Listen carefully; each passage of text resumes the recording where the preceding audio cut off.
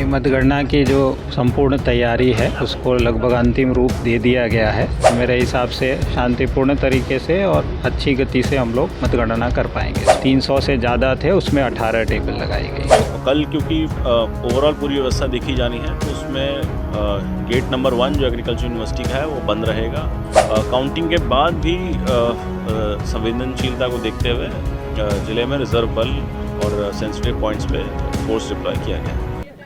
सूबे में आखिर सरकार किसकी बनेगी, आपके क्षेत्र में विधायक कौन चुना जाएगा, इसका इंतज़ार 3 दिसंबर तक लगातार किया जा रहा था और अब निर्वाचन आयोग की ओर से पुख्ता व्यवस्थाएं मतगणना के लिए कर ली गई है। जबलपुर के कृषि विश्वविद्यालय परिसर में इस बार स्ट्रांग रूम बनाया गया है और यहां पर चक्रवार मतगणना का कार्य करवाया जाएगा। फिलहाल तमाम आला अधिकारी, खासतौर पर जबलपुर के कलेक्टर सौरभ कुमार सुमन और जबलपुर के एसपी आदित्य प्रताप सिंह यहां पहुंचे हुए हैं और उन्होंने मतगणना स्थल पर जाकर व्यवस्थाओं का जायज़ा लिया है, एक मॉक ड्रिल की है। तो देखिए क्या कहते हैं जबलपुर के कलेक्टर और एसपी मतगणना की तैयारियों को लेकर।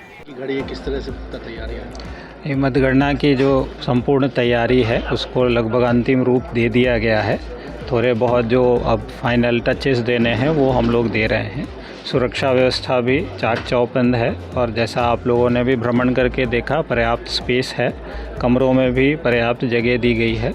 जहाँ थोड़ा बहुत स्पेस क्रैम्प्ड हो रहा है वहाँ भी व्यवस्था वायर मेश थोड़ा चेंज करके हम लोग उसको भी ठीक कर रहे हैं। तो मेरे हिसाब से शांतिपूर्ण तरीके से और अच्छी गति से हम लोग मतगणना कर पाएंगे। एवरेज सर कितने चक्रों में ये परिणाम और कब तक परिणाम की उम्मीद है? अधिकतम 18 राउंड में होना है, 16, 17, 18 यही 3 राउंड हैं। लगभग इक्वलाइज रखने की कोशिश की गई है कि सभी विधानसभाओं का साथ साथ ही मतगणना का कार्य समाप्त हो जाए। और पोस्टल बैलेट के लिए भी 500 प्रति टेबल के मान से टेबल्स लगाई गई हैं, तो वो भी हम लोग समय रहते उसकी भी पूर्ति कर लेंगे। लगभग एक कक्ष में कितनी टेबल अरेंज की गई? उसमें भी 3 कॉम्बिनेशन हैं, जिसमें कम पोलिंग स्टेशन है उसमें 14 है, मीडियम वाले में 16 है और जिसमें 300 से ज़्यादा थे उसमें 18 टेबल लगाई गई है। एंट्री के लिए क्या कुछ मानक तय किए गए हैं? किस तरीके से एजेंट एंटर होंगे, किस तरीके से अदर पर्सन? सबकी टाइमिंग भी अलग अलग है। जैसे जो कर्मी होंगे जो मतगणना कर रहे होंगे उनका 6 बजे का रिपोर्टिंग टाइम है और उनकी एंट्री अलग से है। और जो मतगणना एजेंट आएंगे उनका रिपोर्टिंग टाइम 7 बजे से है और उनकी एंट्री बिल्कुल अलग से है और वो बाहर से ही अपने अपने कक्ष में एंट्री करके अपने यथास्थान बैठ पाएंगे।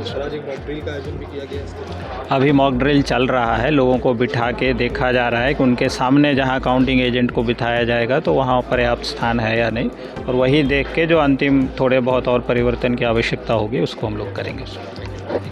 दिन है आपका विभाग किस तरह से? देखिए कल मतगणना है और कल काउंटिंग डे पे संपूर्ण व्यवस्था लगाई गई है। इसे 3 टियर में लगाया गया है, जिसमें CAPF है, SAF है और जो परिसर और के आसपास का मैनेजमेंट है वो जिला बल कर रहा है।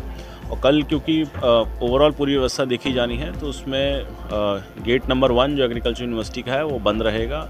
उसके बाद ICH गेट से पोलिंग एजेंट्स और मतगणना जो एजेंट हैं, पोलिंग एजेंट्स और मतगणना में लगे जो कर्मचारी हैं उन्हें एंट्री दी जाएगी।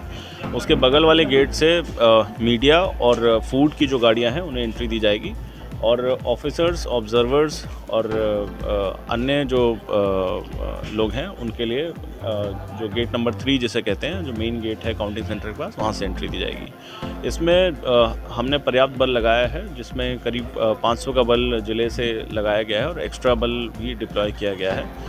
काउंटिंग के बाद भी संवेदनशीलता को देखते हुए ज़िले में रिजर्व बल और सेंसिटिव पॉइंट्स पे फोर्स डिप्लॉय किया गया है।